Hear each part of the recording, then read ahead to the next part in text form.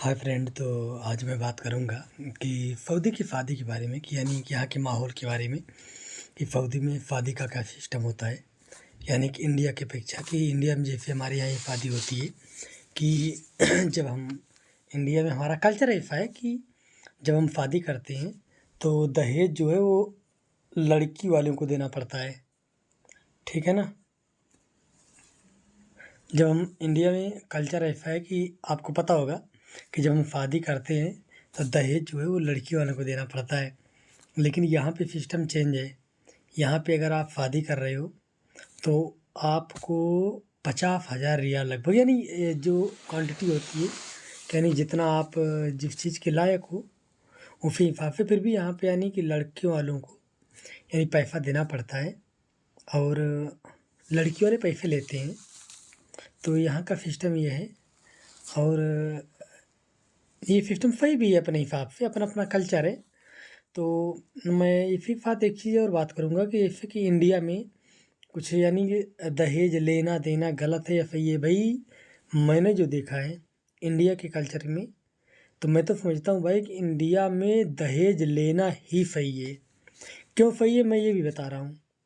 मेरी तरफ का ही मामला है, मैं कहाँ का किस गांव का ये नहीं बताऊँगा, ठीक है। लेकिन भाई वो बंदा ना बिना दहेज के अच्छी पोजीशन पे था, बिना दहेज का शादी किया, ठीक है। शादी होने के बाद में लोग उसके पीछे इतना ज़्यादा पड़ गए कि यानी कि वो हालत यहाँ तक आ गई ना कि लड़के के अंदर कुछ कमी है, ठीक है। तभी ये दहेज नहीं लिया और बिना दहेज के शादी कर लिया।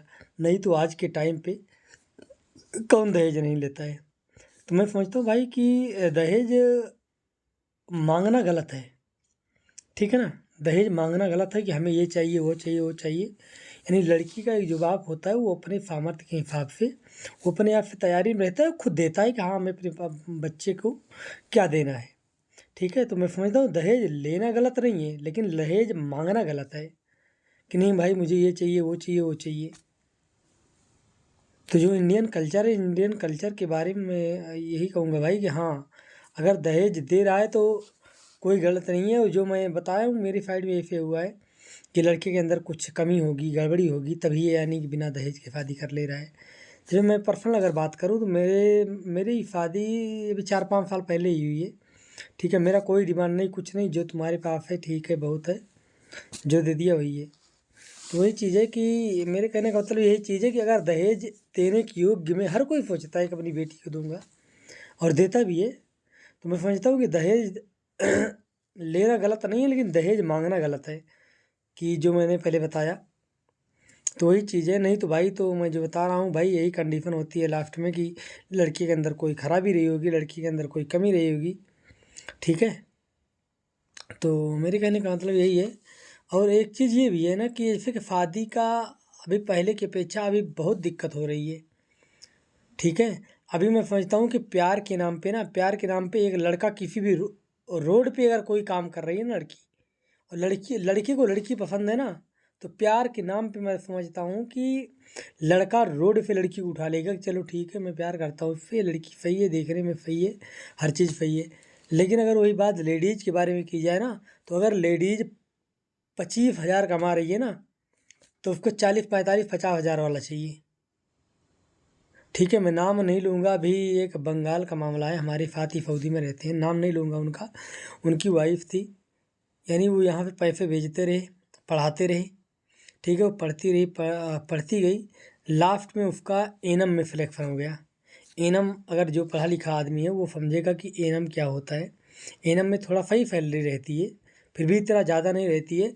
ये बंदा यहाँ से सऊदी से कमा कमा के उसकी पढ़ाई के लिए, उसको तैयारी करने के लिए पैसा देता रहा, ठीक है। जब उसका एनएम में सिलेक्शन हो गया और उसकी जॉब लग गई, तो ये बंदा यहाँ से कमा के सऊदी से घर जाए, ठीक है ना, उसके पहले ही उस लड़की ने किसी और से शादी कर ली, ठीक है। जहाँ पे वो जॉब करती थी वहीं पे वो लड़का था।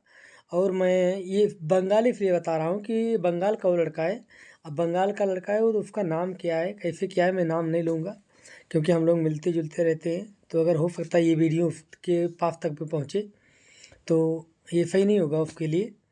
तो मैं यही बता रहा हूँ भाई कि जो कहते हैं ना कि भाई औरत के बारे में क्या बोले आदमी, क्या कहे, समझ नहीं सकता है आदमी कि औरत क्या है।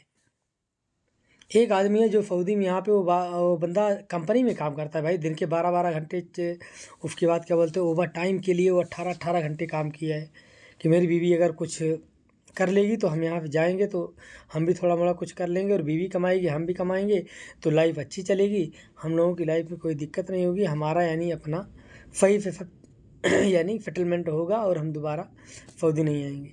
वो बंदा सऊदी जाए उसके पहले ही उसने जो है अपने हिसाब से अपना रंग दिखाना शुरू कर दिया। तो मैं तो भाई यही कहूँगा उन लोगों के लिए कि हाँ भाई ठीक है, जो कहते हैं कि बेटी पढ़ाओ लेकिन बीवी के बारे में भाई ज़्यादा मत सोचो।